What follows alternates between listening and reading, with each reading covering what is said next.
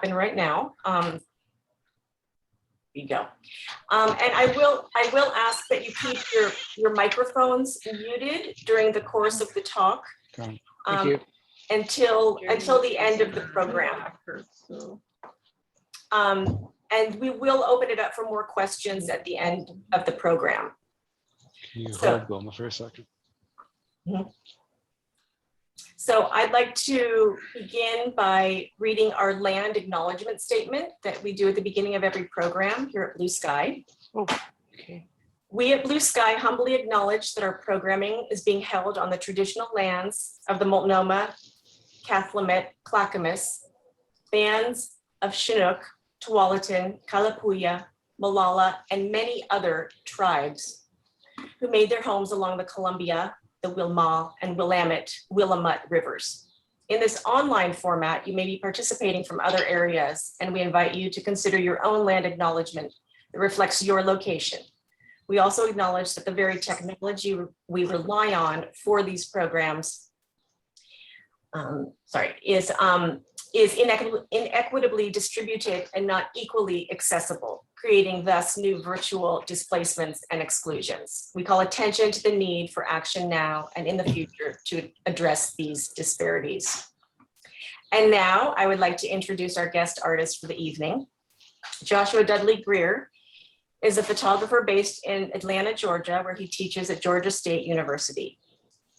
His work has appeared in the California Sunday Magazine, The Atlantic, PDN, Le Monde, the Georgia Review, GUP Magazine, and Oxford American. He has received grants from the Maryland State Arts Council, Tennessee Arts Commission, and the Aaron Siskin Foundation. His work can be found in the permanent collections of the Harvard Art Museums, the Museum of Contemporary Photography, the Ogden Museum of Southern Art, the New York Public Library, the Do Good Fund, and the High Museum of Art. So welcome everyone, and welcome especially Joshua tonight.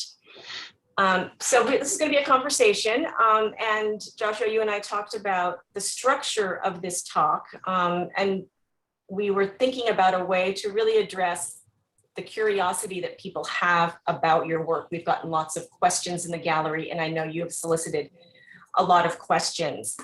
And you wanted to be able to share your work in relation to this curiosity. So let's talk first about how you came to photograph what you photograph. So I asked questions about your intentions when you started out on this 100,000 mile journey. Did you have particular destinations in mind? And can you also talk in relation to that about the role of chance in your work and maybe how you balance that with a planned framework that you had? Someone asked the question of, are you the kind of photographer who believes in being in the right place at the right time? Or did you seek out your particular subjects along the way? I hand it to you. Great. Thank you so much, Molly. I just want to acknowledge everybody. Thank you so much for joining us. Thank you to Blue Sky for putting this together. And a special thank you to anybody who submitted questions. We solicited questions via Instagram, and then an email newsletter came out. And so we tried to answer them all, but basically we ended up consolidating a bunch of questions so I could sort of prep for them. So I'll go ahead and try to acknowledge that, and we'll jump right in. So the big question is, like, how does chance, factor into the work as opposed to a kind of rigid framework that might exist? And I would say that, historically my work is very structured. I tend to work from a research-based practice.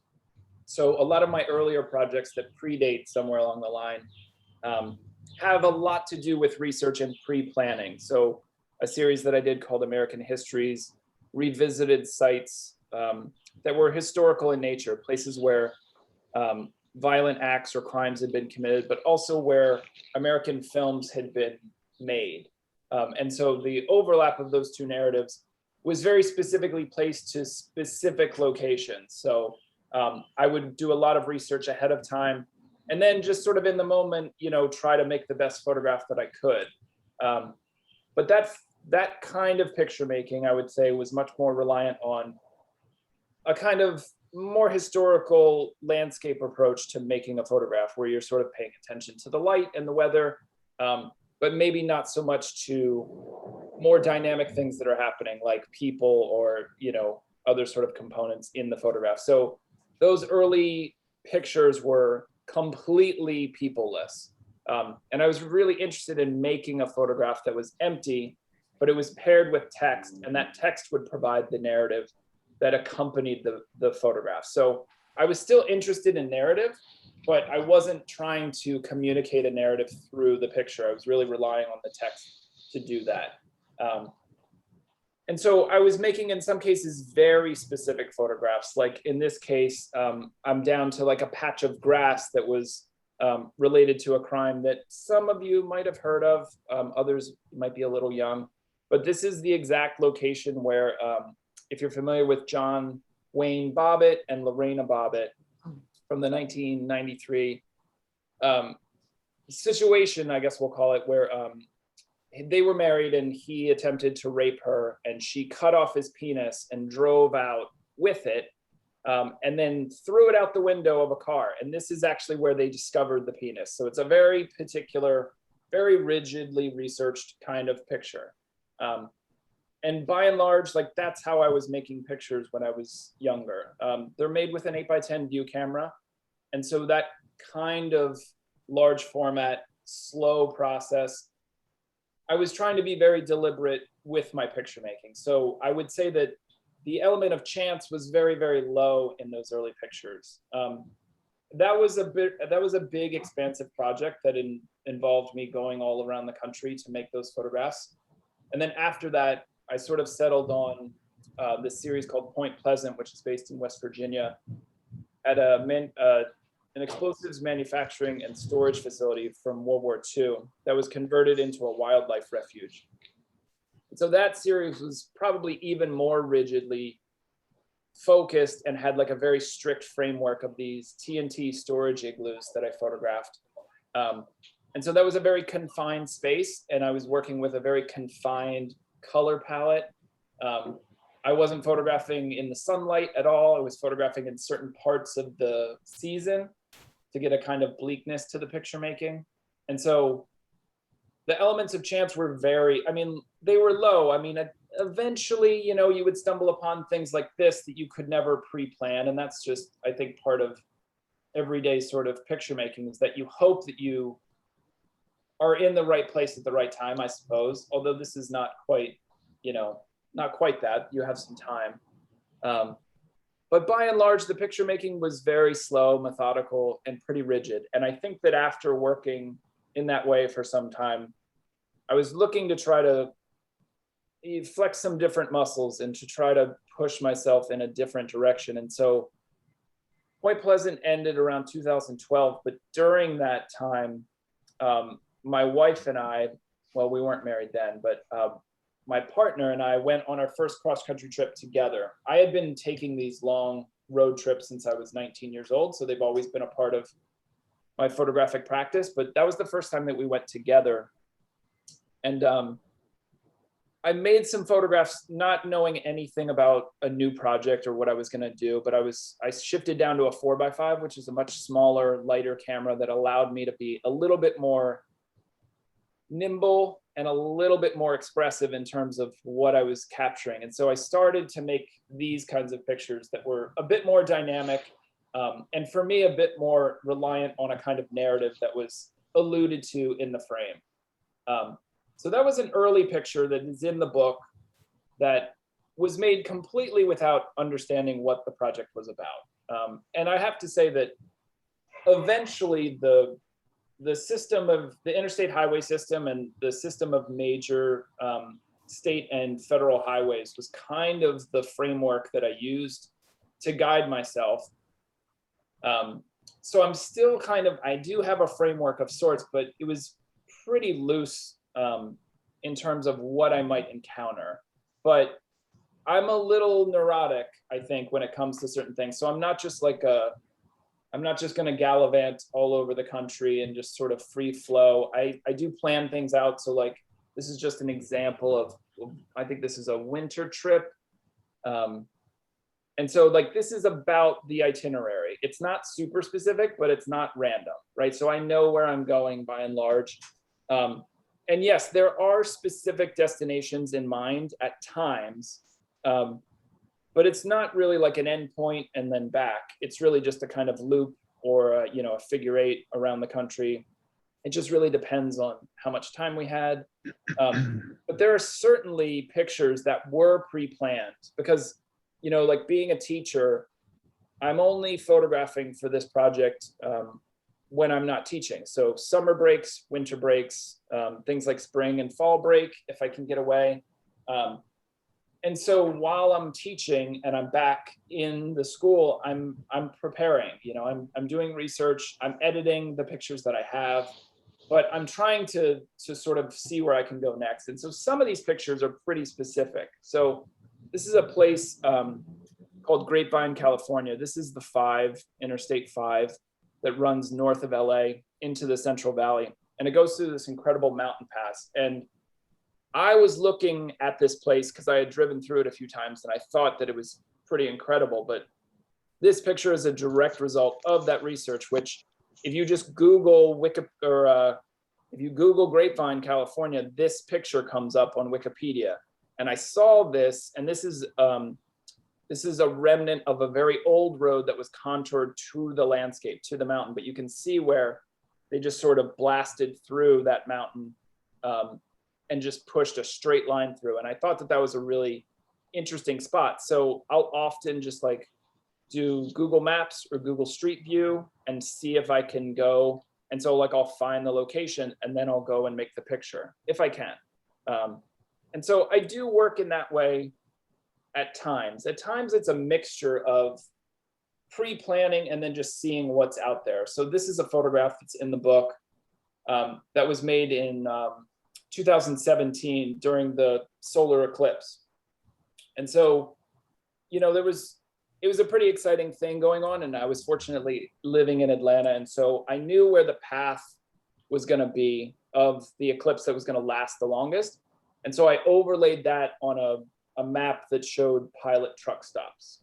That's right. I'm just going to go to a truck stop. I just thought it would be interesting to go to a truck stop to watch this like incredible event.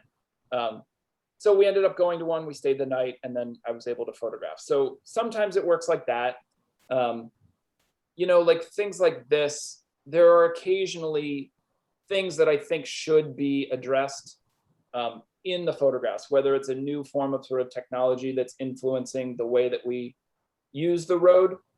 And so Tesla's superchargers was one of those things where, and this was pretty late in the project, around 2017, but I planned a few trips just based on where I could find these chargers. And so that was really just an excuse to go to these places, and I would try to make a picture there, and then it would just take me wherever it took me.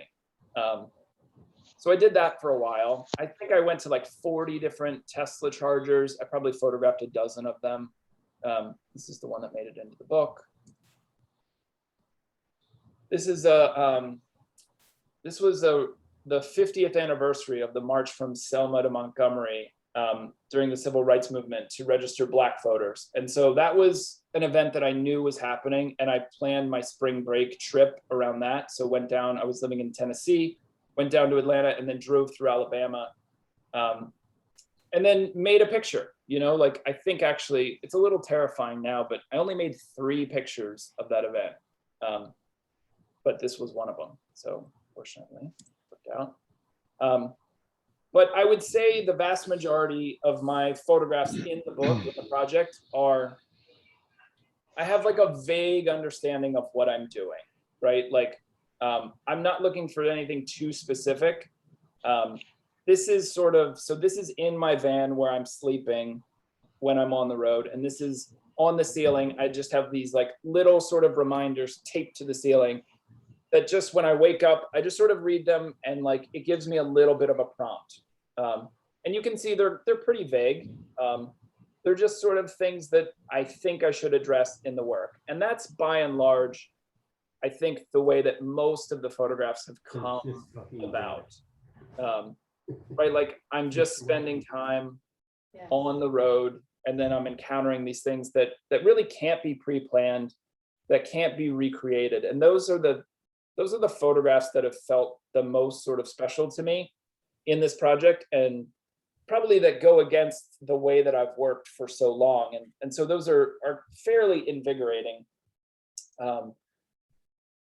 And I think that the reason I like them so much is because they sort of revolt against this idea that the interstates are all about sameness and they're all about like an uninteresting landscape. I think that if you look hard enough and you spend enough time in these places, that they can be pretty compelling. You know, there are definitely stretches of boredom, but they're punctuated by these moments of violence or of humor or you know, anything. And so I'm interested in that little duality between like the sort of homogenization of the American landscape, right? So like this is a Walmart parking lot and you see them everywhere. Now this happens to be in Alaska, but it's still a Walmart parking lot, right? But you can see that all these people are sort of camping out there. And so, you know, the reason this is special is that this picture was made at 11:30 at night and it's still daylight.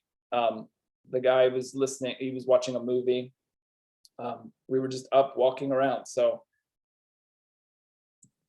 I guess like the pictures are coming from a belief that if you exercise enough commitment and patience, that things will come to you, right? And so I guess that's my current philosophy, although I don't always believe that it's going to happen. I'm trying to work that part of my brain into believing it, to trusting it. This was in West Virginia. This is off of Interstate 79. So in this case, I was just driving along and I noticed that the sign for the exit up ahead, all the amenities had X's all over them. It's like everything was shut down. And so I didn't know why. So I thought, oh, that might be a good place to just pull over and go look. So I took the exit. And when I got to the stoplight, everything to the right was open and everything to the left said closed. So I went to the left. And this is what I found. The creek had sort of washed the road away, leaving all these sort of businesses stranded there. And again, I like that sort of friction between the very sort of banal, normal, like McDonald's, Exxon, Arby's. It's very generic. It could be anywhere, but you still get that sort of that punctuation of like a specialty landscape that is specific to certain parts of the country. So those are the pictures that I think I'm gravitating towards the most. And like, do I believe that, oh, I don't know, right place, right time? I don't know that I believe in that in this sort of decisive moment way, this sort of magical confluence of things is going to happen. I think sometimes, yes, it happens, but I think it's really rare. And I think that most of the time, there's an invisible hand of the artist that is sort of pushing or guiding those things into happening. At least that's the way that I practice. So I wanted to make a Google Street View car picture since the very beginning of this project. And I wanted a picture that addressed the relationship between digital technology and the physical landscape. And so I thought that would be an interesting way to kind of mark, road trip books throughout American, photography have been done a bunch. So how do you sort of, mark this very specific moment? I thought that technology was one way to do that. And so I had been unsuccessfully trying to photograph these things. I went to Google headquarters a few times, which is out in Mountain View, California. And I tried to see if I could just wait for them to like go off. They have some there, and I wasn't really successful. And this was on the last cross-country trip of the project that I finally found this picture, which was made, this is Interstate 80, and this is in Kimball, Nebraska. But I actually saw the car in Cheyenne, Wyoming. So just to give a little backstory about how it came, the day before I was set up to make this picture. This was a picture just made just a few miles outside of Cheyenne, Wyoming. And I just thought that it had good bones. I thought that it would be a good setting for something to happen. And that something, I was just sort of waiting here.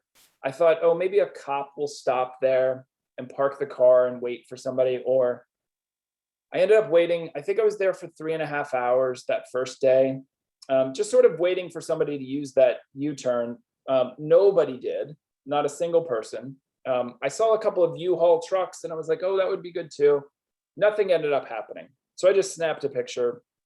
And then I stayed overnight though, and I went back the next day and I stayed for another couple hours, just hoping that something would happen. And so the next day, the Google streetcar goes whizzing by and I'm like frantically excited. And I take this terrible picture and I know it's going to be blurry. It's with a 4x5, you know, it's a little bit slower. I need some depth of field, things like that. But it goes by and I'm like in a mad panic. And so I'm questioning whether or not I should go for it. And so I grab my camera, I throw everything into the car and I speed along trying to find it. And in Cheyenne, Interstate 80 runs into Interstate 25. And so once I get there, I don't know if he's gone south or north or continued east. So I continue east, but I can't find him. I just sort of give up. I go to a gas station, I get gas, I get a drink to have my lunch. And as I'm walking back to the car, the overpass, I see the little camera moving by on the top of the car. And so I jump back in the car and then I follow him for 75 miles into Nebraska because, and I Instagrammed it as it was happening because that's what you do, I guess. But so I had to wait for him to pull over. I can't just like make a 4x5 picture, you know, in the car. And so he pulls over into a gas station. I talked to him about what I'm doing. He was pretty cool about it. And then I said, look, I don't really like the gas station. Can I photograph it in a different way? And he was like, well, I'm going to go have lunch. And I said, well, are you going to the diner next door? I said, can I suggest where you park? And he said, sure. And so I said, this would be a pretty good spot. So yes, I think that was like, you know, I was sort of willing this car into existence, but it still needed like a little nudge from me to finally get the picture. And so I think a lot of times that's the way that some of these pictures happen. So Joshua, a lot of people had questions about, and this is actually a good segue when you're talking about your communication and interaction with the Google car and driver. A lot of people had questions about the people in your images. And there are many that are at a distance, we see people, but others that are close up. So let's talk a little bit about your approach to photographing people. And I guess around this issue of consent, did you ever feel intrusive as a photographer? And how do you get past that feeling? I think a lot of younger photographers have that question and wonder how to navigate or negotiate that. Did someone ever tell you, don't take my photograph, you don't have permission? So share with us some of those experiences.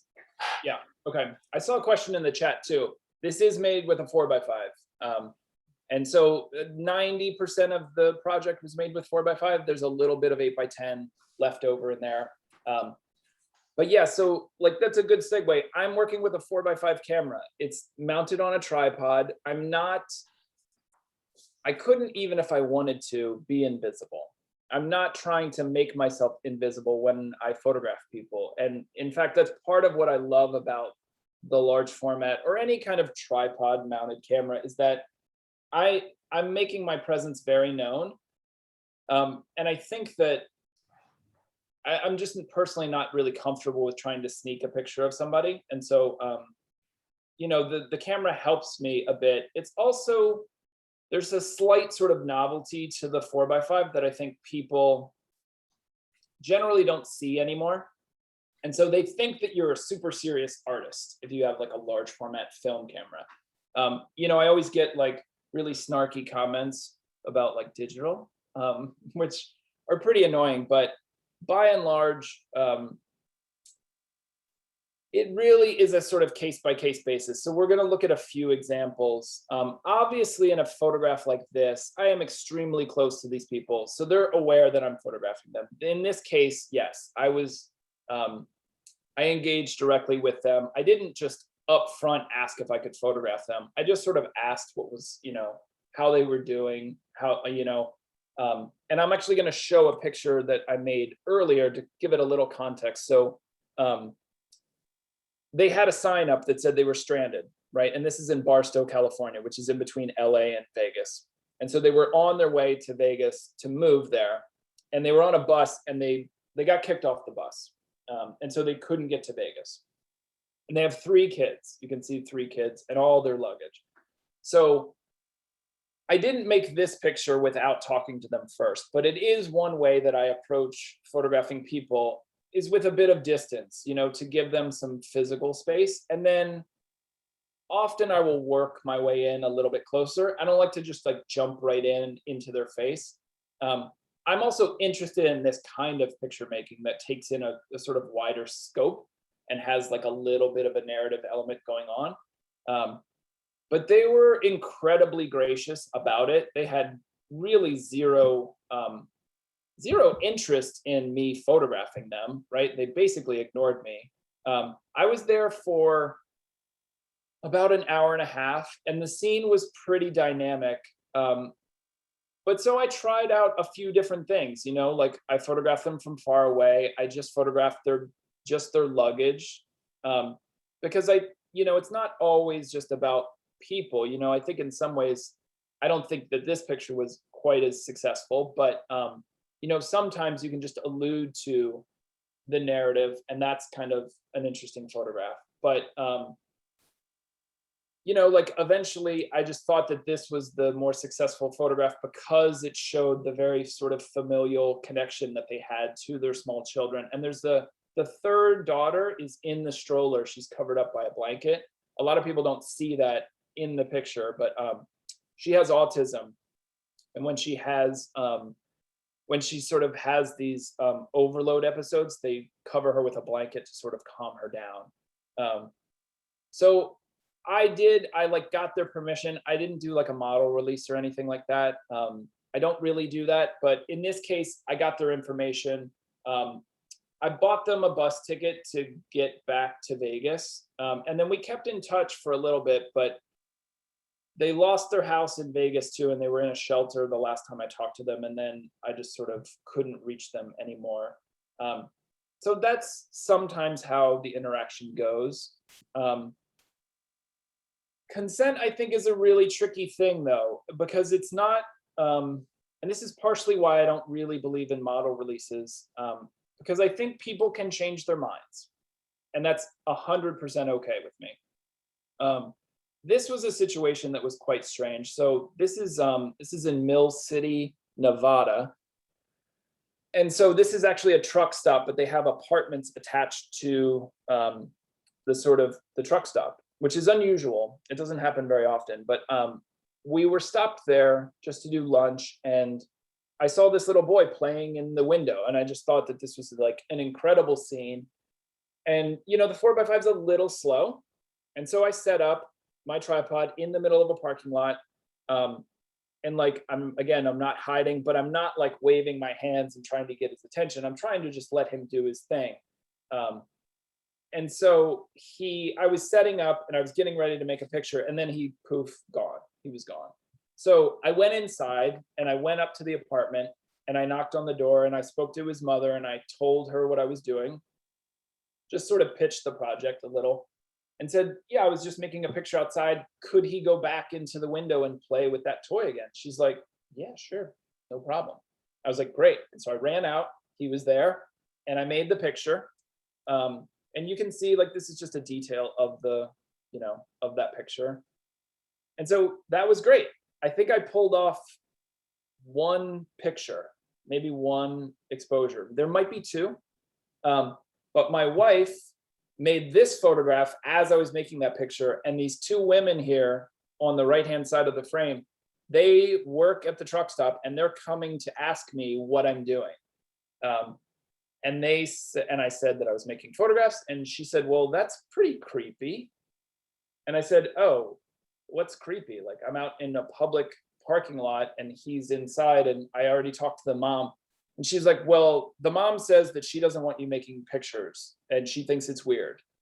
I said, oh, okay, well, I'll stop. So I stopped and I went in to try to talk to her to see like if they were okay. It was a very weird exchange because they pretended to not be there anymore, but I could hear them behind the door, but she wouldn't answer the door. I slid my business card under the door, told her that I would send her a copy of the picture. But that was an odd exchange. That doesn't always happen where somebody sort of, yeah, I don't know. I mean, I feel okay using the photograph. I don't feel like I did anything wrong. But if they ever sort of like came out and acknowledged the photograph and had a problem with it, I would probably do something about it. I think that there's, like there's a really great op-ed that my wife reminded me of recently. It's written by this model, Emily Ratajkowski, who some of you might know. It was written in The Cut in 2020. And it was basically about her attempts to sort of own her own pictures that she's in and how consent can change over time. And there's a specific case of a photographer who would probably sexually assaulted her and photographed her at the same time. And so it's a really great piece. And it shows how the person who's photographed doesn't, even if they're like crazy famous and super rich, doesn't ultimately have control over their own image.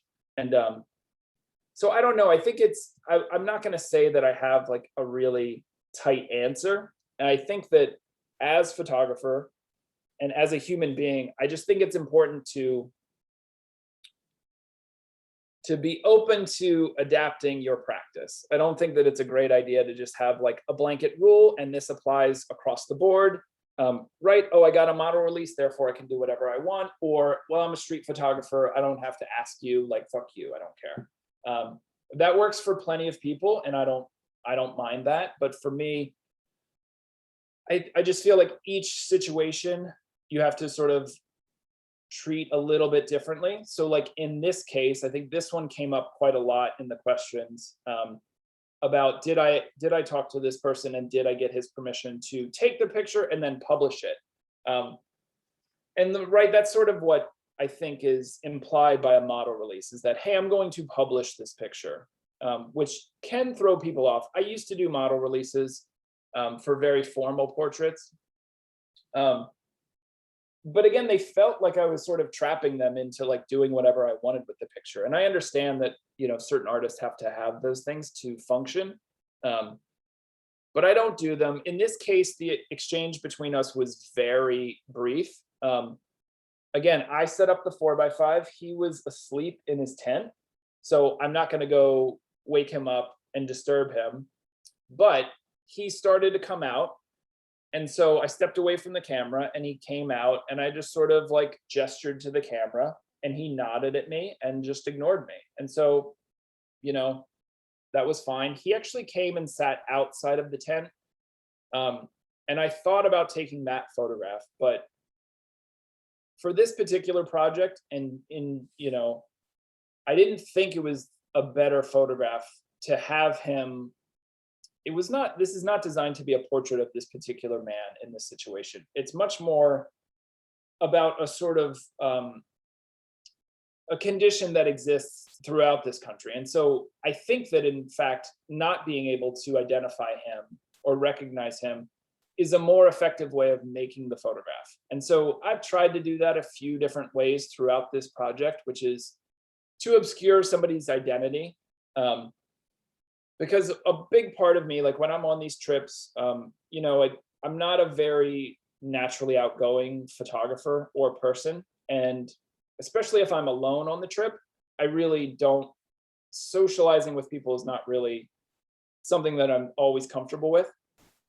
But I also just think that, out of respect for the people that I'm photographing who might be in situations that are challenging, I just think that I don't need to see them, right? It's more just about a person. And so if I hang back in the frame quite a bit and there's a bit of scale, you can see that it's a person, but you maybe can't see exactly who that is. But I also think like space is just like a sort of respect thing. I did talk to this man. Sometimes I'll do this, I'll sort of make the picture and then I'll go talk to them. because I don't want to disrupt the scene too much if I don't have to. And he was incredible. He had walked from South Carolina to California where this picture was made. And he was completely okay with the photo. The answer to the question, has anybody ever said no? Of course, yes. But you're not going to see those pictures because I would never photograph somebody who told me not to. But right, another way that I can, sort of obscure people's identity is photographing them from behind. And so like I've done that quite a bit throughout the project, which is, again, photographing them from afar and from behind so that it's suggestive of a person, but maybe not completely about that particular person. Is that the last one? Yeah, I will say, like, there are moments like this that are, again, I'm not hiding in the bushes with like a long lens.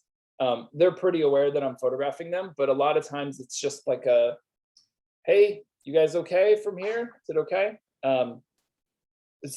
But if somebody were to object to me photographing them, I would of course respect that. And I probably wouldn't even want the photograph to begin with, but I will say that when people, usually authorities, tell me that I can't photograph a thing or a place, that bothers me. Again, if it's their home, sure, that's different. But like if I'm in the public space and I want to make a picture, I'll pretty much do whatever I need to do to make that picture.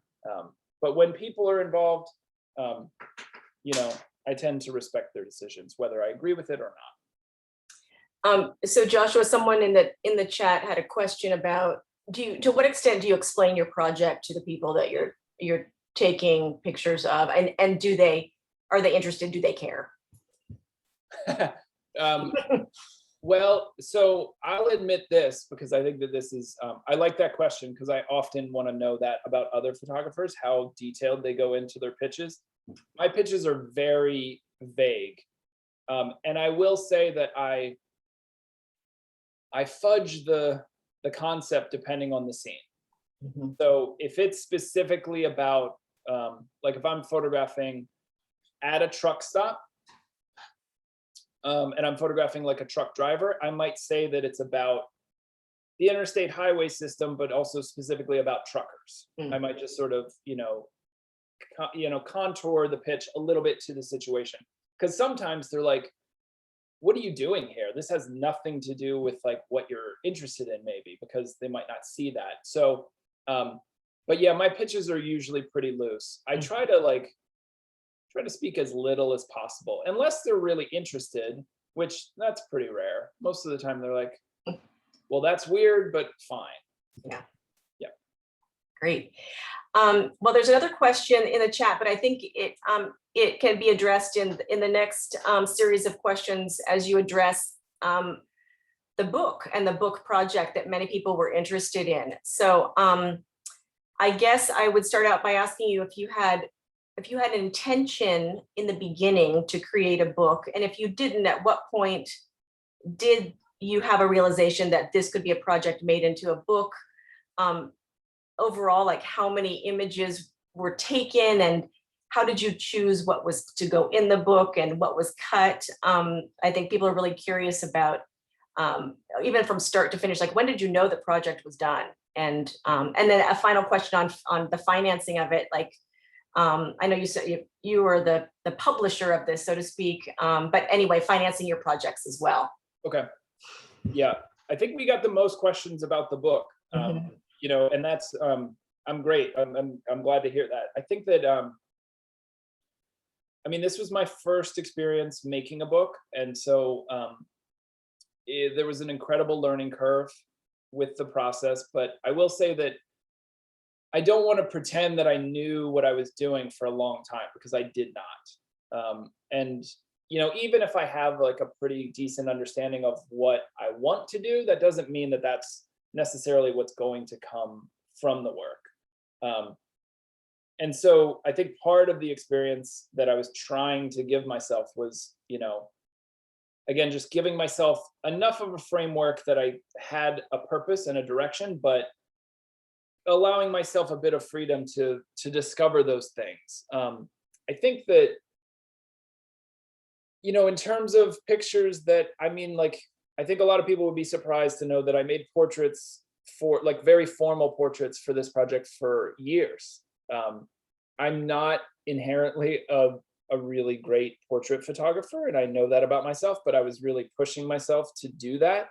And so I did it for many years. And actually, the moment when I decided that they would all be cut was actually, I think it was the moment when I understood that there was a book that I could make that felt like my own, that felt like something that was not too sort of generic anymore. Because the portraits, while I liked some of them, I just didn't think tonally they were fitting with the more sort of vaguely suggestive narrative pictures that I was really kind of excited to make. They were much more of like the large format tradition of like very sort of deadpan and very formal. And also I just like, I really just did not enjoy interacting with people. I would just get too nervous and anxious. I'm just not, and for me, the process of making the picture, regardless of the result, like that has to be joyful. And I think like moving forward in any project, it's like, when things are not going well, is the process joyful? And so I cut the portraits, but I had made those. And then at a certain point, I cut all the verticals that I had made, which I don't really make a lot of verticals. But I had a few, this being one of them that I thought was like a pretty solid photograph.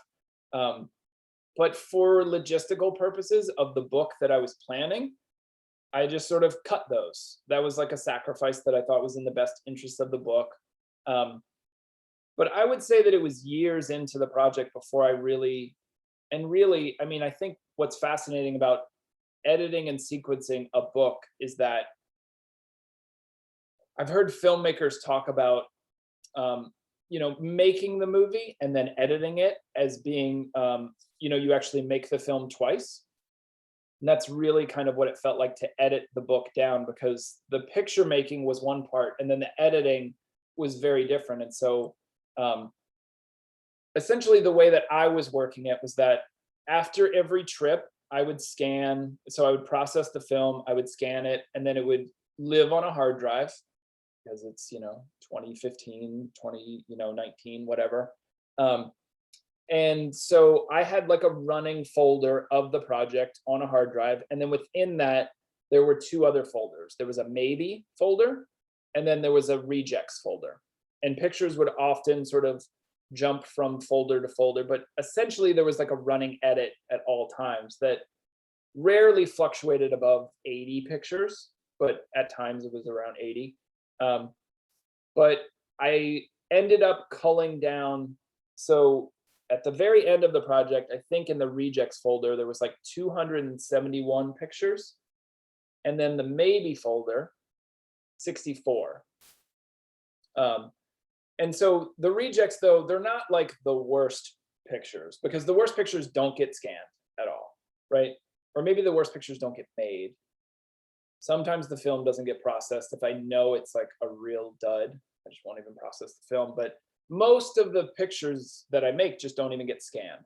But so the rejects had to be good enough to scan and good enough to edit and good enough to print at some point. And then the maybe folder, they were like legitimately in contention. So I made a book dummy. This was in, spring of 2017. And so I made all of the prints, and then I drove to New York and I had it bound by this old school bookbinder in Manhattan, who's really fantastic. And so he put this book together.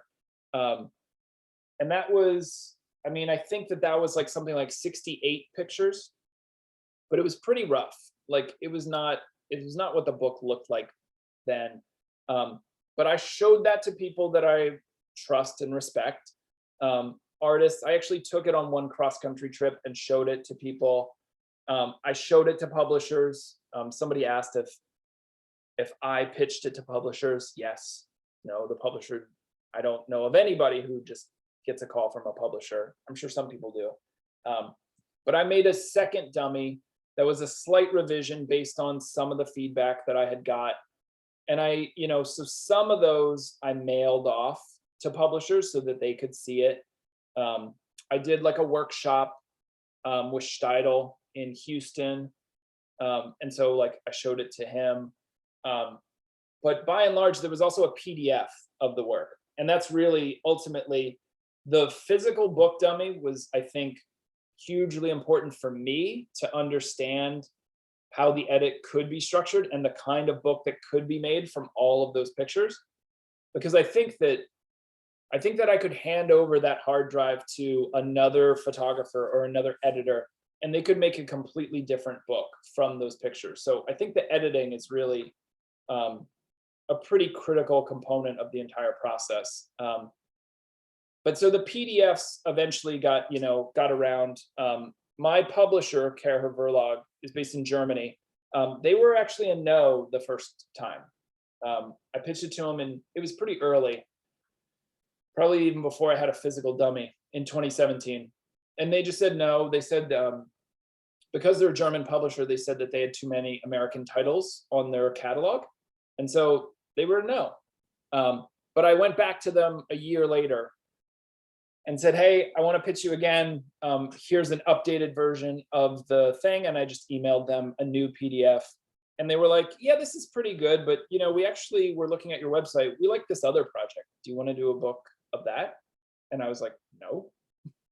And they were like, fine, we'll do this. So that's kind of how it happened. But I really paid attention to what people said when they saw the book, because I think that I did all of the editing and all of the sequencing myself. I didn't have an editor on board.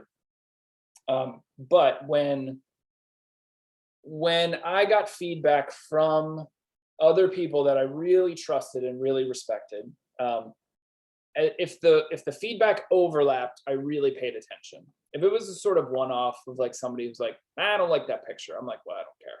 But if everybody is saying, and there were various reasons why pictures ended up getting cut, and I think somebody asked that specific question. So I would say one of the biggest reasons that pictures got cut was because I'm dealing with this, the history of the road trip in American photography is, it's legendary. And there are lots of influences that I was either directly alluding to or indirectly were just sort of influencing me. And I think, thank God, people told me honestly, like, hey, this is too close to so-and-so. So like, this was a picture made in Alaska of the Matanuska Glacier, and everybody was like, that's too much Sternfeld, you can't do that. So it's like, okay, I love this photograph. And I really thought with the stop sign, I had kind of made it my own, because I did want to acknowledge like where that road finally goes to true wilderness. But it got pulled, right? So we didn't use that one. This was a picture that, well, I still really like this photograph. This was made in Virginia, and Richard Mizrak made a picture of a shopping cart in a parking lot in fog at night. And it looks very similar. But I showed him the dummy at one point, and he said, this is too much of a Mizrak. And so if he says that, it's like, well, okay, I'll pull it. So I pulled that one. There were other reasons to pull pictures that I thought were good. If I thought that the content was redundant in any way. So like, I really love the photograph of the Christmas tree with the man in the tent in the underpass. But so like, I don't think I needed another Christmas tree reference. But I did love this photograph. This was made in Arizona. So right, like those decisions, which in some ways are hard because some people preferred this picture actually, which I don't, but so I pulled that one. But I actually think, and I'm sharing a few with you tonight that are currently in the maybe folder. And I'm very proud of the maybe folder. I actually think that if there are 64 pictures in there, I don't know. I think that there are like 30 that I would publish. I personally would publish them. This is one that got pulled for no real reason other than you just have to cut it off at some point. I mean, there are reasons, I guess. I had a dog picture that I really loved. And again, I didn't want another dog picture, I guess, but I love this picture. So I don't know, there was a lot of questions about whether or not Kara would do a second edition of the book. I have asked the publisher several times because the book sold out pretty quickly. But they're actually going to get back to me soon about a second edition, and it's possible, but I think it's unlikely. But I would love to do a second printing, but I would also like to take some of these unpublished pictures and do something with them. I don't know. I don't think there's another book there. When we went to press, it was 61 pictures was in the final edit that I made. And then we had 3 alternates that we just had to prep just to make sure that it would that we would cover all our bases. And this was one of the 3 alternates that was in that final mix that did not get into the book. I ended up using one alternate because of the page count. It just came out to we needed 62. But this is a photograph that I really love. It's one of the last 8x10 pictures that I made on the project. And it's this median, this is Interstate 80 in Nevada. And it's this median where people take rocks and they spell things out in them. And I like that no matter how hard you look, you cannot decipher what these people have said, but you feel like you can sort of get it. But I really love this picture. So I'm sitting on some that I think are good. I like this picture too. There was a question about financing, I guess. Yeah, did you sell, did you get grants, or how did you finance the project? Was it self-financed? Yeah, so we're gonna get really, really real here for a second. So there was a Kickstarter that raised quite a bit of money. And so like a lot of people, there was a pre-sale, so people bought the book ahead of time. Some people bought prints along with the book, and that financed a good chunk of the book, but more than half of it was financed by me. And so the book is large, and that costs extra. Everything in a book costs extra. And it was quite expensive. So actually, I cashed out my retirement from my teaching job in order to pay that first half of the cost of the book, which was considerable amount of money. And thank God I have a partner who's supportive of that and could, ride along with that. But so it was pretty split. It was half Kickstarter, really like a little bit more than half of just my own money. And I don't see any profit off of a book, right? Like there are people that have book deals where maybe they get a cut. I think it's pretty rare. And there are certainly people who don't have to pay for their own publishing, but that was the particular deal with that particular publisher that I got. And so I think that that's the reality for a lot of artists today. I don't think it's, it's not everybody, but it's quite a lot. Great. So we have one final question, and then we can move to more questions that have come through the chat. But this was a great question. I know you enjoyed this. So the building is on fire, and you have to make one choice. Which picture from the book would you save, and why? If you can pick just one, maybe you can't, but. I can, but I cheated a little on this one because I didn't want to just show one picture. Yeah. So I narrowed it down, but I'm going to tell you why I wouldn't save those other pictures. But these are the ones that I would consider saving in the house fire scenario, which I love that question. I forget who asked it, but it was a good one. Yeah. So this is a picture that I would consider saving. I think that it was the first photograph that I made in the project where I felt like I had figured something out about a new way for me of making a picture that had all the elements that I was interested in. I was interested in the landscape. I was interested in a certain kind of light, of weather, the scale of it, the color palette, but also like this very strange narrative that is just sort of vaguely alluding to something. It's not sort of, explicitly stating something. And that's more and more the kinds of photographs that I appreciate. I mean, I think that that's one thing that photography is really good at, is sort of vaguely alluding to something, but never fully articulating what it is. The reason I probably wouldn't save it is because I owe too much of a debt to Robert Frank, right? So like the covered car is a trope, and I can actually see the reference to the covered car behind Chris Rauschenberg. right? Because in the book, there's a covered car and then there's a dead body that's covered with a blanket. And so, of course, that was in my mind when I made this picture. This is in Page, Arizona, which is also the site of Glen Canyon Dam, which is just down the road here. But so I probably wouldn't save it because even though I feel like it's my picture, it still owes quite a debt to somebody else. So I would consider it though. It's hanging in my daughter's nursery, and I like it there, and it looks good, but I'll leave it there for the fire.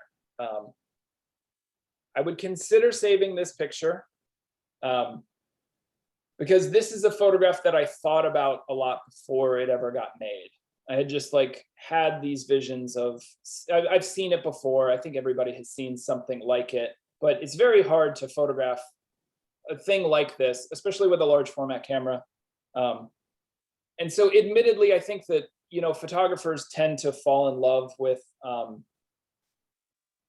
some of the backstory when they make a photograph, you know, like the process of making it was meaningful for them. But I talk to my students a lot about the difference between your own sort of personal baggage and what's actually communicated in the picture. But in all the cases that I'm showing now, I think that it's a good picture, and I have like a good memory attached to it of where like I felt like I did something that I would want to hold on to. But I guess I wouldn't keep it because this picture, probably more than any, feels like it's very specifically about this project. It might not translate into, you know, if it got recalibrated into another project, it might not fit as easily. So it's a little bit maybe too on the nose to save, although I do like it. I really love like the orange of the guy's shirt and the orange of the fire and the blue of the shirt and the blue of the sky.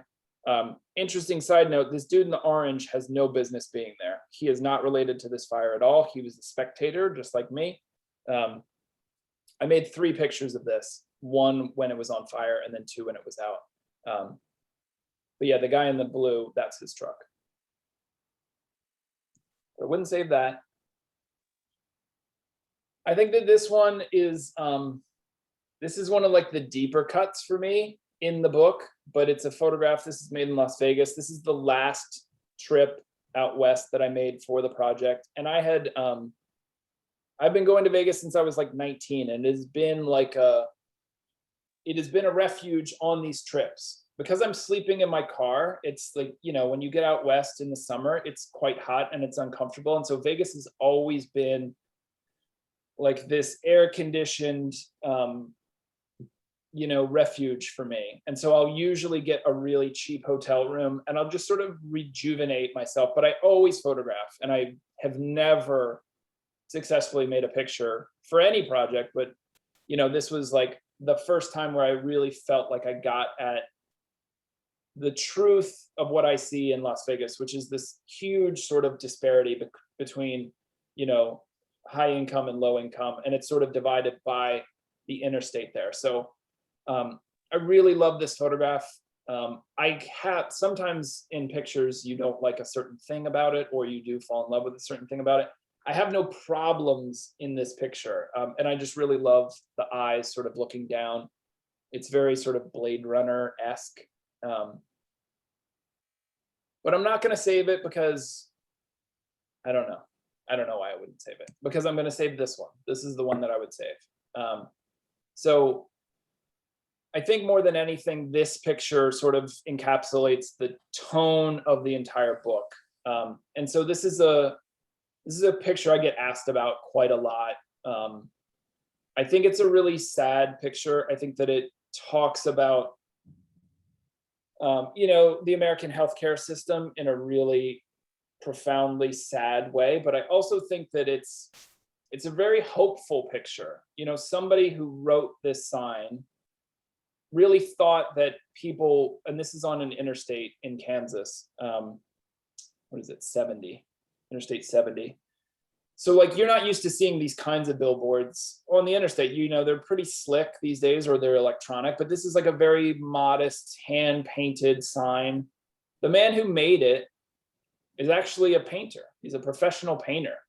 But the way that he sort of crammed it over into one side rather than like screaming it out across the billboard, I thought was really, I don't know, pathetic in the true sense of the word pathetic, you know, like it was just really sort of moving and sad to me. And so again, like I think that it's the only picture really in the whole book that has any text to it. And that was a consideration of other photographs that had text. If people are interested, some people ask me if I called the phone number. I did not, but if you Google this, this is in Salina, Kansas. You could Google it and you could find out what happened with this particular person. But I love this photograph. I feel like it's my own, and I feel like it hits on, it is sort of funny. I feel like it's less funny than some people laugh at it, and it kind of bothers me when they laugh at it now. But there is this sort of real dark sense of humor about it that I think does exist in the book. Also, I will say this, I almost missed it. This was the last picture that I made on a trip, and it was the only picture from that trip that I used. And I made 8 exposures of this picture, and this was the only one that turned out at all. They were, these are all pretty long exposures. This is before sunrise. And so it was extremely humid and the film moved in the camera. And so they were all ruined except one. So that sort of adds like, that's like a backstory. That's just like a personal photographer thing. But yeah, that's my answer. Great. Well, gosh, Joshua, I think we could continue to talk for hours about your work. And if you have a little bit more time, we do have a few more questions in the chat. Would you mind? Great. Okay, so Yes. let me share. Someone had a question about text in the book. Is there text for each photograph in the book, or is it your picture, simply the pictures? Yeah, so there's in each facing page, there's a text panel that just has the title of the piece. And then there are 2 essays in the book. One written by Tim Davis, the great photographer and poet and author. And then from Ginger Strand, who is also an author, who published a book on the relationship between serial killers and the interstate highway system.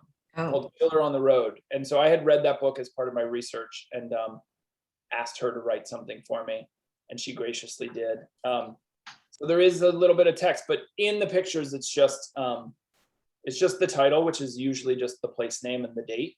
And then in the back, there are some maps. So they detail the actual trips that I made. So I list like from 2011 to 2017, I write down each trip and like where I went on each trip. Yeah, so there's a little bit of supplemental text. And speaking of that, someone did ask what you intended to photograph when you went to Stewart, Iowa, because they noticed that on your agenda. So was there something in particular in Stewart, Iowa? Yeah, there must have been. Did that come through the chat? That came through the chat, yeah. What's in Stewart? Nothing. Wait, shit. I don't know. Is there? I don't know what part of Iowa. I'm a little familiar with Iowa, but I'm not sure where.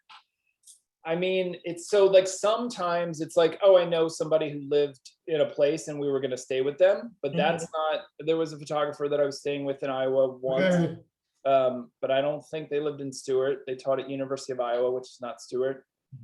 There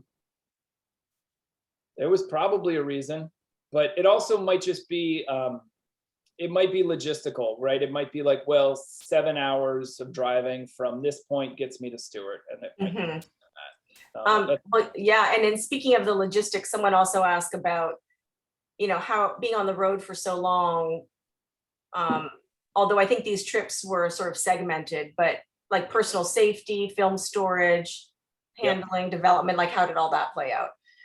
Yeah, so these, like I'm not Justine Curlin, and I'm not Victoria Sambernaris. Like I don't stay out for like long stretches. Like this is, again, like I'm a working teacher, so these are just on breaks. So, the longest trip is that I've ever done is 2 months on the road without going home. But so usually these cap out at about 4 weeks. I drove to Alaska and back by myself in 2015, and that was 4 weeks. There have been times when, you know, it was like 2 days, you know, just a quick little, you know, trip somewhere. But yeah, usually though, it's one big trip in the winter, one big trip in the summer, and usually those are between 3 and 4 weeks. I have a bed that is built on a platform in the back of the van. So all my gear goes underneath. So when you look into the van, you can't, I mean, the windows are tinted, so you can't really see, but if you were to look in, all you would see is the bed. So all the camera gear, all of like my clothing, my food and stuff is stored below. It keeps it cool in general. In the winter, it's no problem. Like there's no problem whatsoever. In the summers, yeah, it gets crazy hot. Film storage wise, I do keep a cooler full of film, but it's not, I don't put ice in it. So it's just a cooler full of film. And that goes under. And usually I will ship the film off when I know I'm done making pictures for that trip. So sometimes that means like the day I get home, or sometimes it's like, well, I'm in, you know, Kansas, and I know that I'm just getting home now at this point. Some trips end way before you're even home. So sometimes I would ship them off from the road. And I have a lab up in Rochester. That's my guy. So like usually it would be back within a week, and then I would, you know, take the next few days to scan, and then print from that. Someone did ask about the lens. Do you use an APO lens? Because your color. I don't know. What does that even mean? I don't know. Who asked that question? It was Ron Howe. Oh yeah, I did.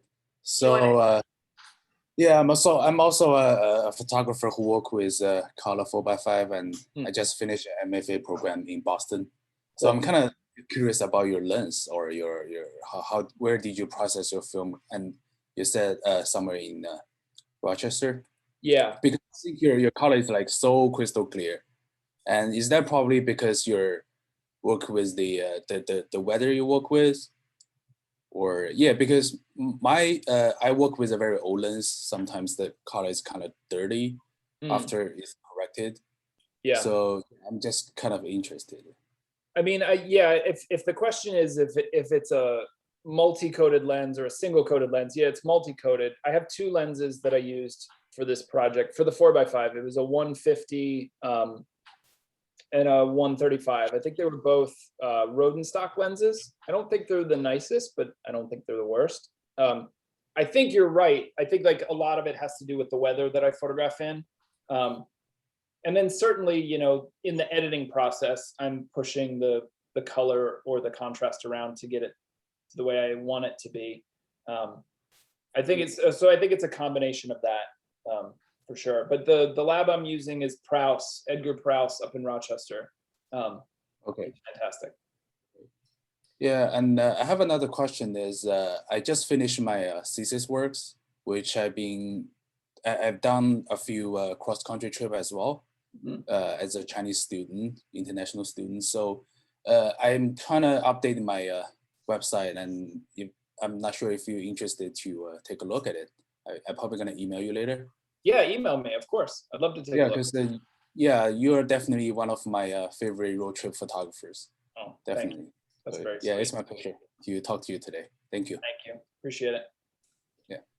Let's see. I think we have a few more questions. Someone asked.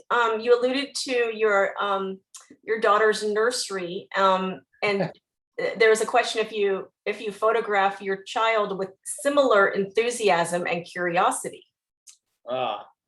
No, it's not similar at all. I do. I don't photograph her often. Probably less than I should. She's pretty young. She's 18 months, so you know she's not ready yet. She's certainly not ready for the large format. I have been photographing with a digital camera lately, and so the new project I'm working on is mostly made with a digital camera. And so I have photographed her in some ways for that project because it's kind of, this new body of work is for her in a way. Mm. But no, like she's very, what's the nice way of putting it? Everybody says she's very busy. Oh. Yeah, but Yeah. between the end of this project and what I'm working on now, there was quite a lag in productivity for me. I lost my job and we had to move to Georgia. And so I wasn't super productive for a year where I was unemployed. And then we had some family trouble trying to have a child. And so I did make a project about that. Mm. But that was before she came along. So yeah, and then nobody's going to see that work. So here's a very specific question. You're driving, you find an amazing but fleeting scene, but it's 1 p.m. and the sun is brutal. Do you shoot it or do you pass? Well, you saw the truck overturned. That was Yeah. sunny. Mhm. I hate the sun. Anybody who knows me knows that I don't like to photograph in the sun. It can happen, of course. Yeah, I mean, like, for me, for a picture to be ultimately super successful, the quality of light has to be a part of it. You know, like there's a certain amount of, I shouldn't be hovering on this picture because it's like the one sunset picture that's in the book, but you know, how can I go back? Can I not go back? You go back. Look, there you go. Boom. That's midday Yeah. sun. So it happens. Yes, of course. And yeah, if it's fleeting, sure. But if the light is bad, but the scene is good, I will probably cut it.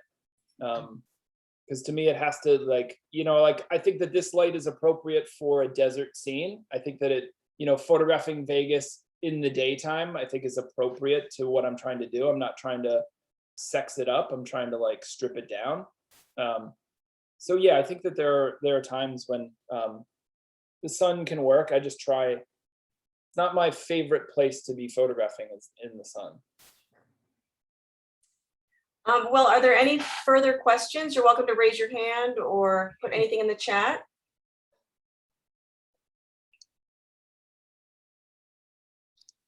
All right, what are you working on right now? Oh boy. So I'm making photographs. Well, so, it started last year in quarantine. I couldn't really make this kind of work and I have a baby. So this kind of expansive road trippy stuff is probably going to take a hiatus for quite some time. But if I sort of look at my trajectory of projects, there's often like a seesawing of like these really expansive, large scale projects that look at the sort of greater American condition and then like hone in on something a little bit more specific. So for the last, I don't know, year and a half, 2 years, I've been photographing in and around Atlanta, Georgia, trying to sort of grapple with, I'm not from the South originally, but I've lived here now for 15 years. I went to school here. And so trying to grapple with the history of the place, like Atlanta is, it's a complicated place in terms of race.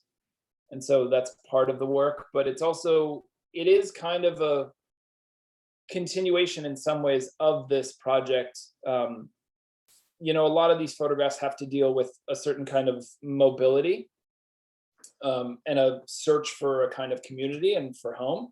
And so I think in some ways it was motivated by a lack of having that sort of home. And now that we've sort of settled into Atlanta and we have a child, I think that looking and examining, the state that I'm living in and photographing it for my daughter to show her what this place is that she's growing up in, what the culture is like, what the atmosphere is like. It's been really challenging, but I think it's going well. But the pictures are shifting a bit, but they're still like really narratively driven. Like they're a little bit looser because they're made with a digital camera, but they're still pretty formal. So that's what I'm working on, but it's really early. I feel like I have a lot of years left to go before that project will be ready for anything. That's great. And do you see another book eventually down the line in one of your bodies of work? Yeah, I want another book. I mean, they're addictive. They're intoxicating. I mean, I'm a huge photo book collector and lover. And not every project do I visualize that as the outcome. Like with Point Pleasant, it was never even a consideration. It was much more designed for a gallery situation and a physical exhibition. But yeah, the new project, I do this a lot. Like I'll play with the layout of a book and see there are a lot more vertical pictures. Okay, some sun. So the work is shifting a bit, but yeah, I if there's a way to make a book that I can afford, yeah, I hope to do that. Great. Well, I imagine we'll all keep our eye on you. So I want to thank you so much for your time today, and to everyone for joining us. Again, we have a couple more days at the gallery, so come on down and have a chance to see the work in person. And otherwise, you can see it on our website as well. And I'm sure Joshua's website too. So thank you. Thank you all so much. Thank you all. Appreciate it. We have a lot of thank yous in the chat, so Okay, I'm gonna make sure you see those. I'll stay on for a bit. Okay, that's great. Yeah.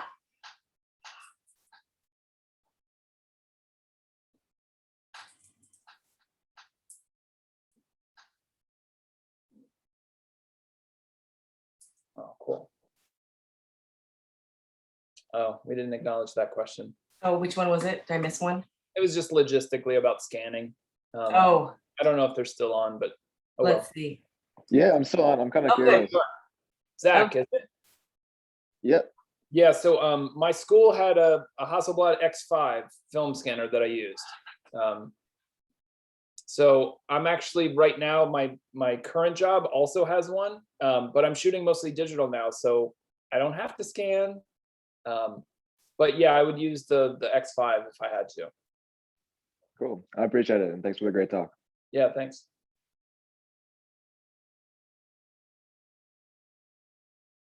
Where did I sleep in my car? Yeah.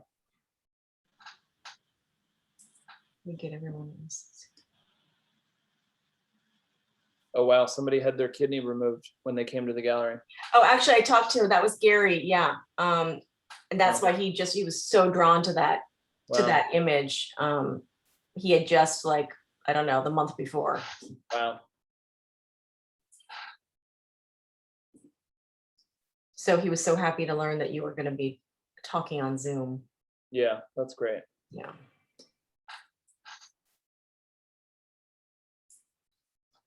Cool. Okay, great. All right. Well, nice job. Molly, thank you so much. I really appreciate it. Yeah, it was it was really a pleasure. It was a pleasure to do this with you. So, Oh, I guess I have to end the meeting because I'm the host, right? no, actually, I'm still the host. You just were sharing, so I'm still the host. Okay, So great. I will end it, and we'll see you soon. We'll see you back here at Blue Sky in a couple Right. years. Okay. All right. Thank you Yeah. so much. Okay. Sounds good. Bye. Bye. Bye.